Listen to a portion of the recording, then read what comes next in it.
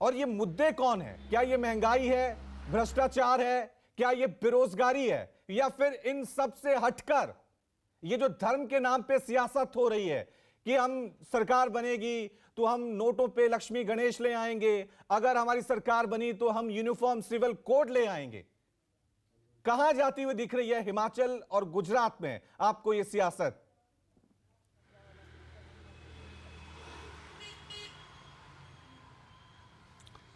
देखिए रवि, अभी गुजरात के चुनाव का चुनाव आयोग ने घोषणा नहीं की है तारीखों का। और दूसरी तरफ आप देखिए तो सारी पॉलिटिकल पार्टीज खास करके कांग्रेस और आम आदमी पार्टी और बीजेपी का पूरा जोर गुजरात पे दिखाई दे रहा है। प्रधानमंत्री आज वहां जा रहे हैं और उनके कार्यक्रम 3 दिन के आपने बताए। लेकिन आप तो खुद हिमाचल प्रदेश के रहने वाले हैं रवि, और आपको मालूम है कि इस बार का हिमाचल प्रदेश का चुनाव जो है गुजरात के चुनाव के शोर में दब जा रहा है। लेकिन असल दिलचस्प लड़ाई अगर आप देखें तो हिमाचल प्रदेश में हो रही है। आप उसी स्टेट के हैं, ये आपको अच्छी तरह पता होगा। हिमाचल प्रदेश के बारे में एक बात कही जाती है कि वहाँ पर सरकारें रिपीट नहीं हुई हैं, हर बार तख्ता पलट हुआ है। भारतीय जनता पार्टी ये दावा कर रही है कि ये मिथक इस बार वहाँ पर टूट जाएगा और भारतीय जनता पार्टी सरकार रिपीट करेगी। लेकिन इंटरेस्टिंग बात, और वो भी आप जानते हैं कि 1 दर्जन सीटों पर भारतीय जनता पार्टी के बागी उनके सिरदर्द बन चुके हैं। भारतीय जनता पार्टी के राष्ट्रीय अध्यक्ष जेपी नड्डा हिमाचल में कैंप किए हुए हैं और लगातार वो कार्यकर्ताओं से और बागी नेताओं को मनाने या उनको सजा देने के लिए अनुशासनहीनता की बात वो कर रहे हैं। मुख्यमंत्री भी कर रहे हैं। लेकिन 12-14 सीटों पर भारतीय जनता पार्टी के बागियों ने वहाँ पर जो समीकरण है वो बहुत हद तक दिलचस्प बना दिया है। कांग्रेस पार्टी बड़ी मजबूती के साथ वहाँ चुनाव लड़ रही है और ये एक देखने वाली बात है कि जिस तरीके से शुरुआती दिनों में आम आदमी पार्टी ने बहुत आक्रामक तरीके से हिमाचल प्रदेश के चुनाव को लिया था, और जैसे जैसे वहाँ चुनाव चढ़ता जा रहा है आम आदमी पार्टी का उतना आक्रामक प्रचार वहाँ दिखाई नहीं दे रहा है। मुझे लगता है कि उनका सारा फोकस गुजरात और दिल्ली की तरफ है। वैसे उनकी पार्टी की क्या रणनीति हो उनके पैनल में बैठे नेता बताएंगे।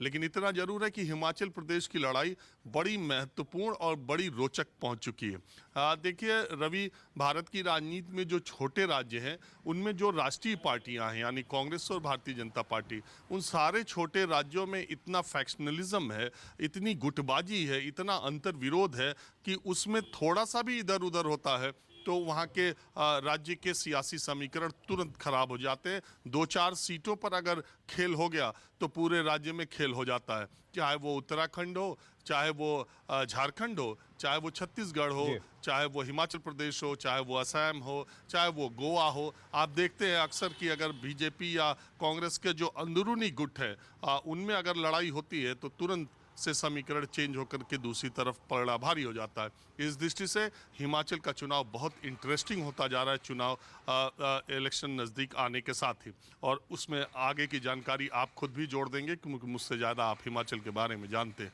दूसरी बात, गुजरात पर आते हैं। गुजरात में प्रधानमंत्री का जो ये 3 दिन का दौरा है वो चुनावी दृष्टि से भी बहुत महत्वपूर्ण है। पहली बात तो ये है कि 10 दिन पहले ही प्रधानमंत्री अभी केवड़िया गए थे, जहां विश्व की सबसे ऊंची प्रतिमा सरदार पटेल की लगी हुई है, और वो अद्भुत प्रतिमा है और वो अद्भुत जगह है। मैं होकर के अभी 15 दिन पहले ही वहाँ से आया हूँ। तो प्रधानमंत्री 10 दिन पहले गए थे और फिर कल उनका कार्यक्रम है। जामनगर सौराष्ट्र का जो इलाका है, प्रधानमंत्री उधर भी जा रहे हैं।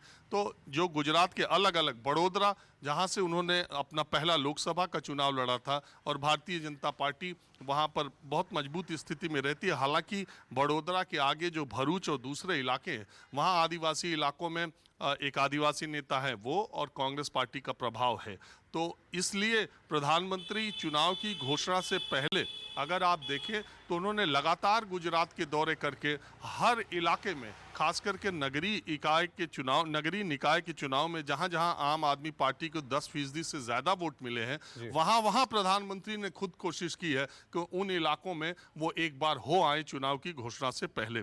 और एक दूसरी दिलचस्प और इंटरेस्टिंग बात और कि आज असदुद्दीन ओवैसी MIM के जो नेता हैं वो गुजरात पहुंच रहे हैं। जहां तक मेरी जानकारी है 50 सीटों के आसपास MIM पहली बार गुजरात में विधानसभा चुनाव लड़ने की तैयारी कर रहा है। कई तरह के आरोप उन पर लगते हैं, कई तरह की बातें वो कहते हैं। 5 उम्मीदवारों के नाम उन्होंने पहले ही घोषित कर रखे हैं। तो अब जो लड़ाई है आम आदमी पार्टी के अरविंद केजरीवाल ने दांव खेला ही है।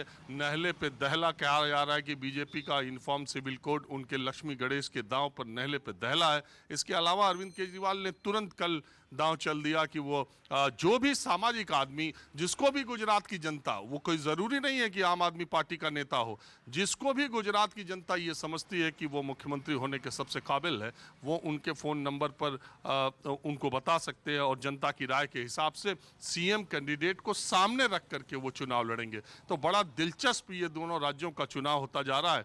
अब देखने वाली बात है कि पहले तो ये कि चुनाव आयोग गुजरात के चुनाव की घोषणा कब करता है, और दूसरा ये कि भारतीय जनता पार्टी हिमाचल में अपने बागियों को अगले 2-3 दिनों में कैसे मना पाती है।